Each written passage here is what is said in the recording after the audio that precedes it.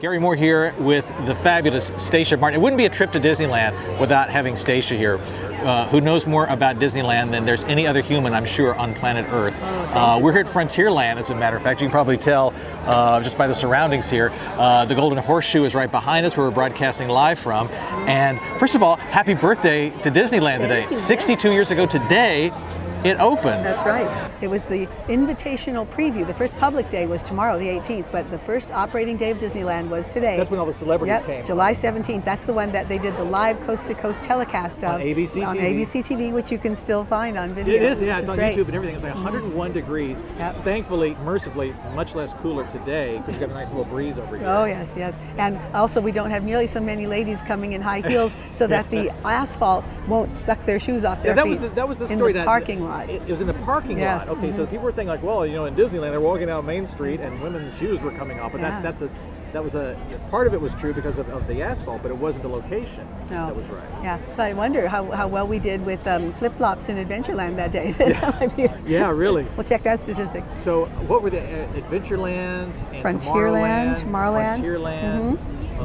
Those were all open. I think Main Street USA. That was kind of the red carpet to escort you into the center of the park. Walter hated what he called museum feet, where you start at point A and there is no escape for you until you've been through the whole route. So that's why Disneyland is like the spokes of a wagon wheel. So you can go which direction. And always meet your party again at the center planter if something happens. Yeah. Well, that was his whole idea, was just to kind of get away from the traditional, you know, amusement park kind of a thing. Exactly. And to open up something that was a little bit more special, and so he bought, it was 160 acres down here and opened this place up. And we're sitting on 85 now, but I think it's going to go up to about 100 once Star Wars Galaxy's Edge opens. Well, as Walt himself said in the dedication day speech, 62 years ago today, Disneyland will never be completed as long as there's imagination left in the world. And we have a whole lot of wonderful Imagineers at work on things. So even after the expansions you know about, we have some wonderful surprises on tap for later. So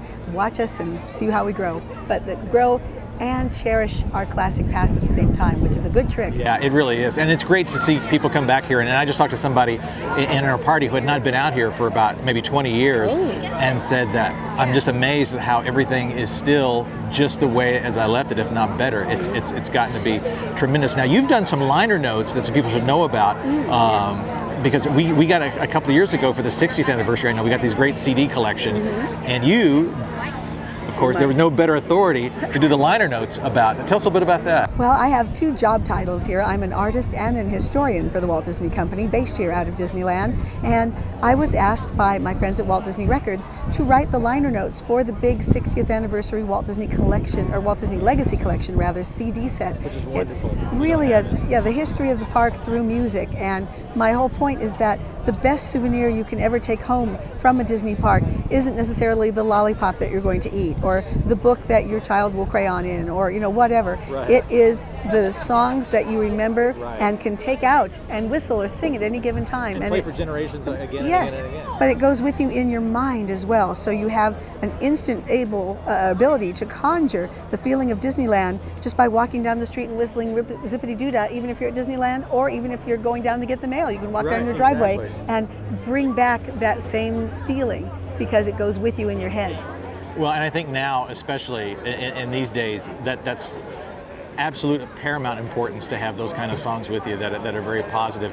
And speaking of wonderful positive things with characters, we saw Fantasmic, the new Fantasmic last night. Yes, indeed. And it's the best one yet in my anything but humble opinion. Yeah, it's hard to believe it was 25 years ago that the first Fantasmic premiered in 1992. Isn't that just hard to believe? It seems like it was yesterday. It had a major new idea, kind of refurbishment in 2008, and now we've done it just to the nth degree and added not only new segments and new characters, but also a lot of new technical marvels to make all the images brighter and all of the water projections more dense and a whole lot of magic as well as a whole lot of Mickey, because it still takes place. I was going to say the in mouse his is all over it, imagination. and this is really good. Exactly. Because you used to just open it and just say, hey, we're kind of done. Now he's throughout the whole We're thing. journeying with him as he has kind of a waking dream through the labyrinth of his imagination, making things come to life, which is kind of what you do at Disneyland anyway. Exactly, and there's a couple of intense moments there. With, Oh, you know, yes. when it gets to the little dark side, little evil shows up there. Oh, the Sleeping Beauty dragon, of course, Yeah, a perennial the dragon, favorite. the Yes. dragon was fantastic.